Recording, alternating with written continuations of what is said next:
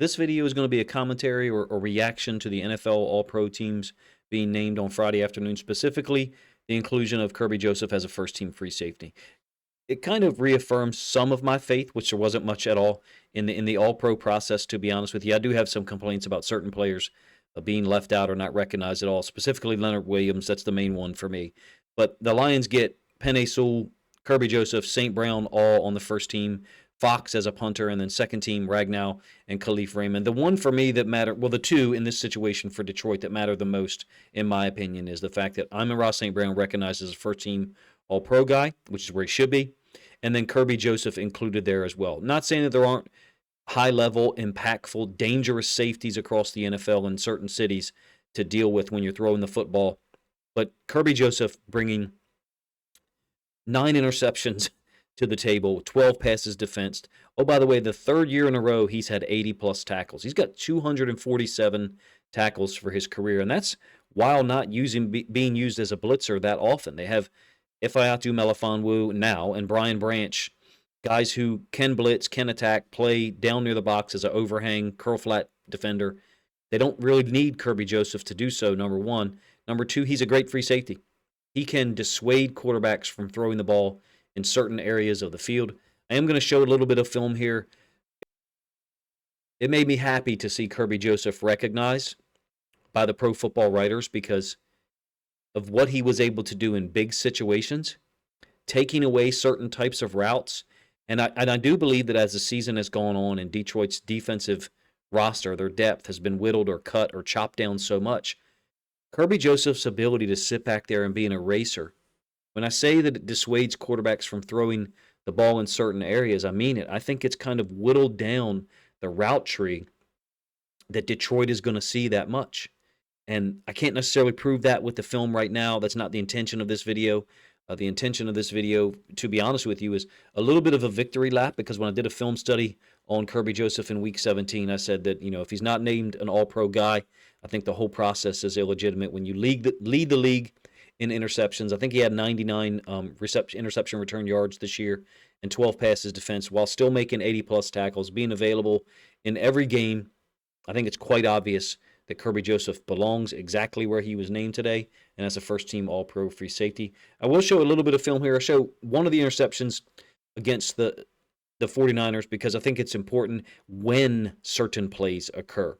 Now, I think he did have 2 picks against Tennessee in a game, that didn't matter. Detroit was going to win that game irregardless, but he's consistently showed up when they needed him most. This is an interception on a ball intended for Ricky Pearsall. With a 6-point lead in the fourth quarter, Detroit was able to go down and basically finish off their opponent. And look, it kind of looks like a cover 3. Meek Robertson's getting off here. This corner, both of them are zone turning. So zone turn means that their chest, their eyes are looking into the quarterback. Their back or their butt is to the sideline. That would be a zone turn. Man turn would be the opposite. But Joseph has got the freedom to jump this route. Part of that is the formation that the 49ers offered.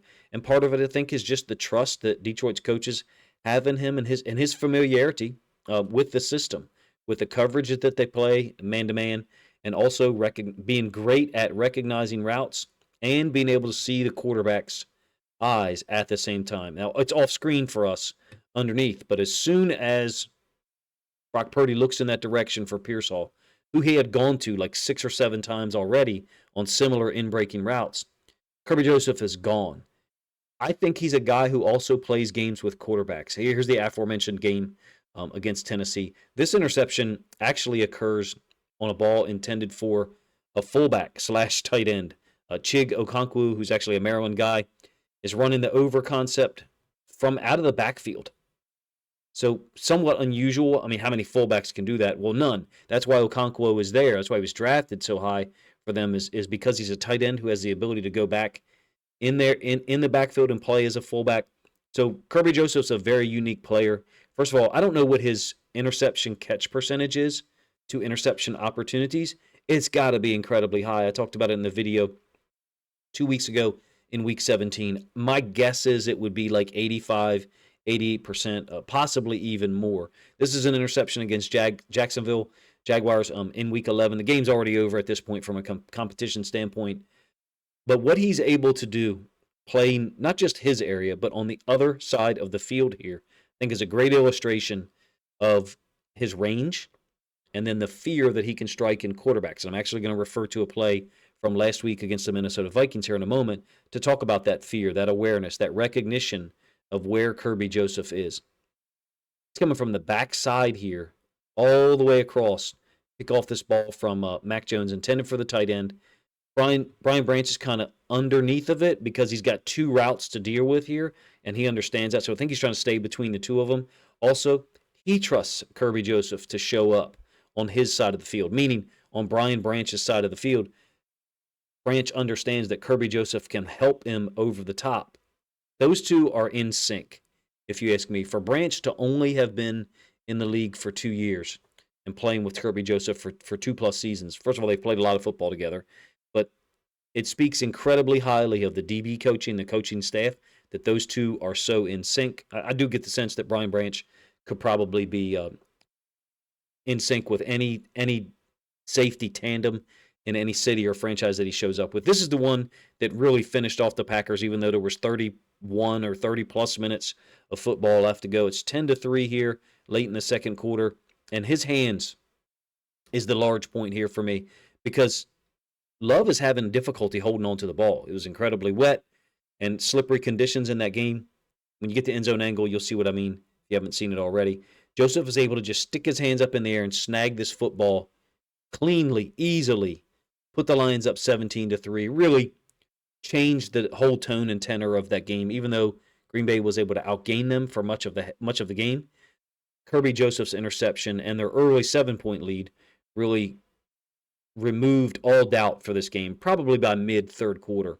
He's adjusting to the running back's path. I think him and/or Anzalone is responsible for the running back, but once he gets this block here, you've also got Campbell, who could cover the running back. And so when I say that he's responsible for the running back, I have seen this coverage, this blitz/coverage, multiple times for the Lions, whereby someone appears responsible for the running back, but they're willing to release him out because they recognize there's another player at the second level. In this case, it's Jack Campbell, who theoretically could pick up that running back and cover him if he was to slip out into the flats. Again, I think that his designation as an All-Pro is completely warranted, and I think quarterbacks across the NFL know it.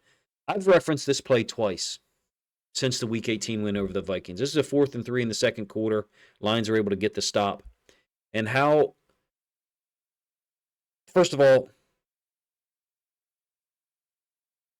you do have an open route here for Jordan Addison up to the top side of the screen. Because Brian Branch and Terrion Arnold had collided with each other. But watch Sam Darnold's eyes. Now, there's a play that occurs later in this game that's a similar setup from a formation standpoint. Some of you guys may recall it. It basically ends with another goal line stand, Terrion Arnold diving to get a pass defense or get really close to a pass defense to challenge a throw to Jordan Addison. Has the same setup, that play I'm referencing, as this one here, as this play here in the second quarter, whereby Addison on that particular play I'm talking about runs a route underneath of here. And Kirby Joseph is not in this location on that particular play. But my point is, I think quarterbacks, from watching film leading up to the game and from seeing him in a certain spot against this formation earlier in the game, recognize that they don't want to deal with the threat of throwing the ball in Kirby Joseph's direction. I don't have that play loaded up here, so my apologies for that. I'm depending on your memory and my description of it. My point is, I think quarterbacks are influenced on what throws they can and cannot make based upon where Kirby Joseph lines up and then how he reacted earlier in the game. And so if you're not sure what I mean by that, quarterbacks get to look at pictures or video from earlier in the game and see how a player reacts. That exact same setup, exact same formation, slightly different route for Jordan Addison. He ran underneath, and he was open, don't get me wrong, against Terrion Arnold. It was essentially a pick, rub, or shield concept. I think Sam Darnold was influenced negatively, in fact, by Kirby Joseph's presence or the threat of him being there. That's how good he is from a ball skills standpoint. His hands being able to convert any opportunity that's thrown in his area. It's been a unique season. Well, it's been a unique season for the Lions team overall, but especially their defense, and Kirby Joseph's been a huge part of it. What if he only had 3 picks? What if he only had 2? The impact plays that he's made against the Packers, the 2 picks against the 49ers, I think as it has a cumulative effect on quarterbacks and how they react early in the game, first or second quarter, and then as the game progresses, because they see, okay, Kirby Joseph's going to hedge over here and play this. I can't throw the ball there. And again, I didn't show you the play, so my apologies for that. I'm fine if people have a different interpretation of it. I'm also open to the fact that that may not have been Sam Darnold's thought process. We don't get that information, but in my opinion, Kirby Joseph's impact so far this year is more than just the stats, more than just the 9 interceptions and 12 passes defensed. It's quarterbacks knowing that he has 9 interceptions and 12 passes defensed and just choosing not to deal with him at all. And I wonder if that's how come Aaron Glenn and the defensive staff are able to mitigate so many of these losses, because they have a guy back there. If you start from the back with Kirby Joseph, you have a guy back there who's an eraser and who can limit or funnel certain routes to his DBs, his inside linebackers, such that it makes them look like better coverage guys than they are. That's not meant to be stated in a disrespectful fashion. It's just a suspicion that I have, / theory. You're welcome to let me know what you think of that in the comments section. What was your impression when the All-Pro teams were announced, specifically seeing St. Brown and Kirby Joseph included on the first team where they both belong, where St. Brown pretty much belongs every year, barring injury? And then finally, if you think other Lions fans would enjoy this commentary / film study look at Kirby Joseph's 2024 All-Pro season, please consider grabbing a link to this video, sharing it out on social media to help this content get more reach.